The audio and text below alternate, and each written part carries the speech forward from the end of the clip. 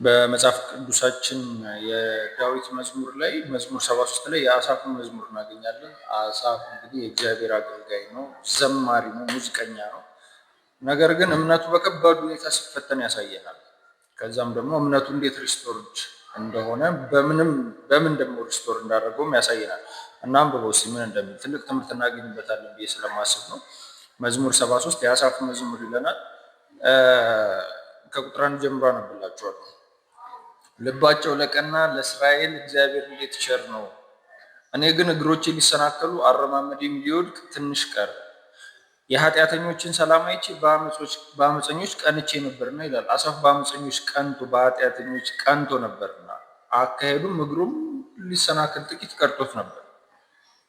ለሞታቸው መጣጣር የለውም፣ ኃይላቸውም ጠንካራ ነው። እንደ ሰው በድካም አልሆኑም፣ ከሰው ጋርም አልተገረፉም። ይሄ ሁሉ እንግዲህ በኃጢአተኞች ላይ ኦብዘርቭ ያደርግ የተመለከተው ነገር ኃጢአተኛ ናቸው፣ ግን እነዚህ በሰው ዘንድ ኳሊቲ ተብሎ የሚጠቀሱ ነገሮች አሏቸው። ስለዚህ ትዕቢት ያዛቸው፣ ኃጢአትንና በደልን ተጎናጸፏት። ዓይናቸው ስብ ስለሆነ ወጣ፣ ልባቸውም ከምኞታቸው ይልቅ አገኘ።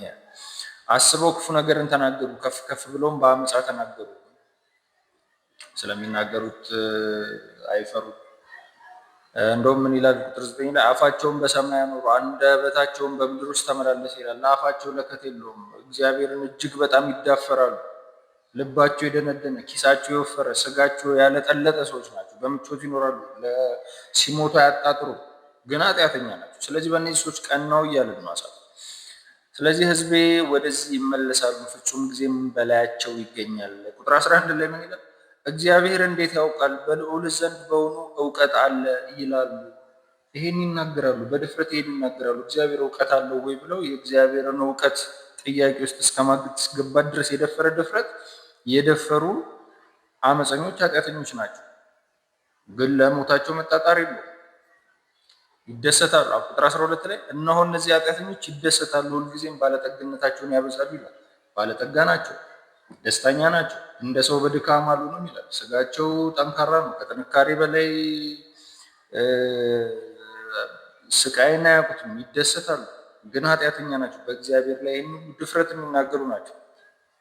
ከዛ ቁጥር 13 ላይ እንደዚህ ይላል አሳፍ፣ እንዲህም አልሁ፣ በእውነቱ ልቤን በከንቱ አጸደቅኩ፣ እጆቼንም በንጽህና በከንቱ አጠብኩ። አሳፍ እንግዲህ እነዚህን አመፀኞች፣ እነዚህን በኃጢአት የወፈሩ ሰዎች ተመልክቶ በምድራዊ ምቾት የተጥለቀለቁ ኃጢአተኞች፣ በምድራዊ ምቾት ዓይነ ሕሊናቸው የተሸፈነ የሳቱ ሰዎችን ተመልክቶ አሳፍ አገልግሎቴ ከንቱ ነበር አለ።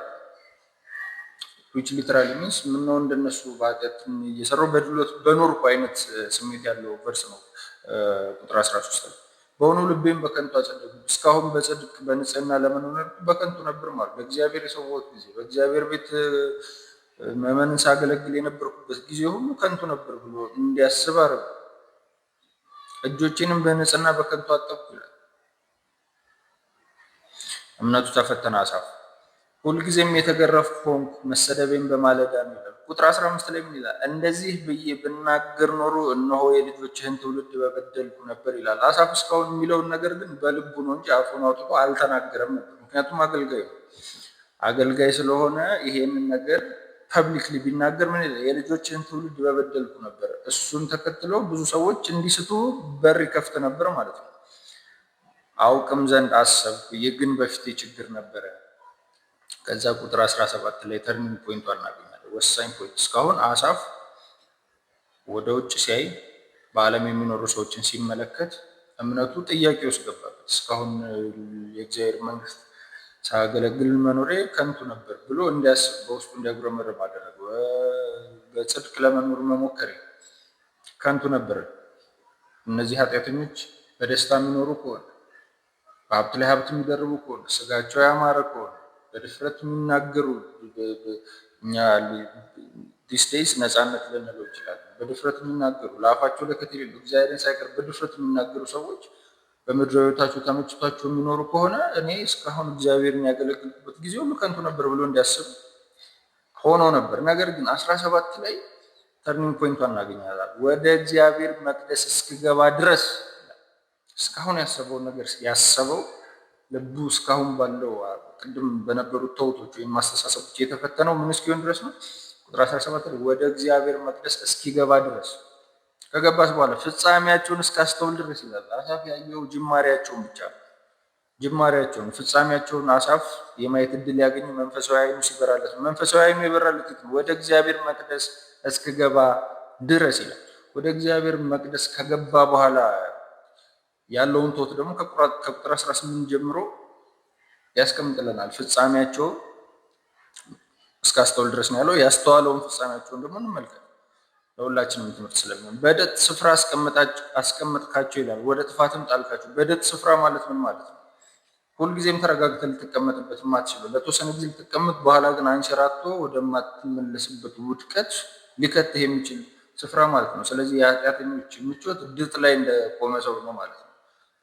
እግዚአብሔር በፈቀደው ጊዜ አንሸራቶ ወደ ውድቀት የሚጥለው ማለት ነው። እንዴት ለጥፋቱ በድንገት አለቁ፣ ስለ ኃጢአታቸውም ጠፉ። ከህልም እንደሚነቃ ቤት ውስጥ ነቃ፣ ምልክታቸውን ታስነውራለህ። ልቤ ነዷልና ኩላሊቴም ቀልጧልና እኔ የተናቅሁ ነኝ አላወቅሁም። በአንተም ዘንድ እንደ እንስሳ ሆንኩ። እኔ ግን ዘወትር ከአንተ ጋር ነኝ፣ ቀኝ እጄን ያስገኛል። አየህ፣ ወደ እግዚአብሔር መቅደስ ከገባ በኋላ እኔ ዘወትር ከአንተ ጋር ነኝ፣ ቀኝ እጄንም ያስገኛል። በአንተ ምክር መራኸኝ፣ ከክብር ጋር ተቀበልከኝ። በሰማይ ያለኝ ምንድን ነው? በምድር ውስጥ ከአንተ ዘንድ ምን እሻለሁ?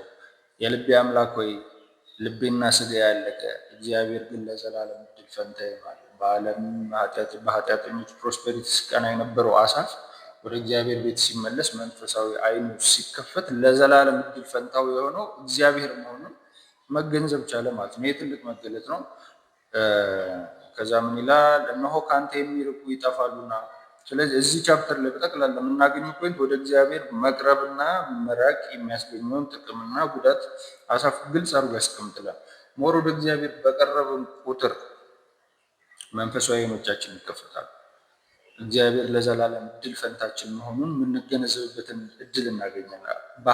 ኃጢአተኞች በሚያደርጓቸው ብልጭልጭ ነገሮች አንቀናም፣ አንረብሽም፣ እምነታችን አይፈተንም አለው። ግን በሞመንት ስቴፕ አውት ኦፍ ኪንግደም ኦፍ ጋድ ከእግዚአብሔር መንግስት ስቴፕ አውት ስታደርጉ እግራችን ወደ ውጭ ዓይናችን ወደ ውጭ ማማተር በሚጀምርበት ጊዜ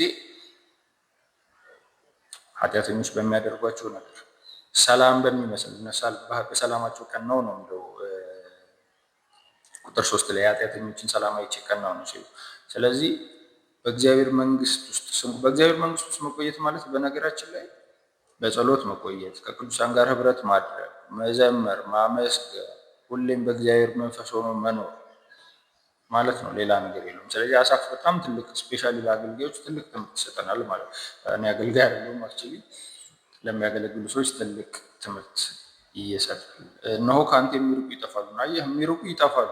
እየራቁ በሄዱ ቁጥር ሞር እየጠፉ ይሄዳሉ ማለት ነው። ስለዚህ መጨረሻ ላይ ቁጥር 28 ላይ ምን ይላል? የቻፕተሩ መደምደሚያ ላይ ወይ ምዕራፍ መደምደሚያ፣ ለእኔ ግን ወደ እግዚአብሔር መቅረብ ይሻለኛል፣ መታመኛዬም እግዚአብሔር ነው። በጽዮን ልጅ በሮች ምስጋናህን ልናገር ዘንድ ይለናል አሳፍ። ስለዚህ ሳጠቃልልላችሁ ዓለም ላይ በምናየው ነገር እምነታችን ሊፈተን የምንችለው እግራችን፣ ልባችን፣ ሰውነታችን ከእግዚአብሔር ቤት ውጭ፣ ከጸሎት ውጭ፣ ከምስጋና ውጭ፣ በማጉረምረም ውስጥ፣ በኃጢአት ውስጥ በቆይን ቁጥር ኃጢአተኞች ሞር ኃጢአትን የተለማመዱ ሰዎች በሚያገኙት ምድራዊ ፕሮስፔሪቲ ልንቀና እንችላለን። ጥሩ ነገር ያስፈልግን እያልን ነገር ግን ከእግዚአብሔር የሆኑ ብቻ እንድናገኝ የእግዚአብሔር መልካም ፍቃድ ተብሎ የሚታሰቡ።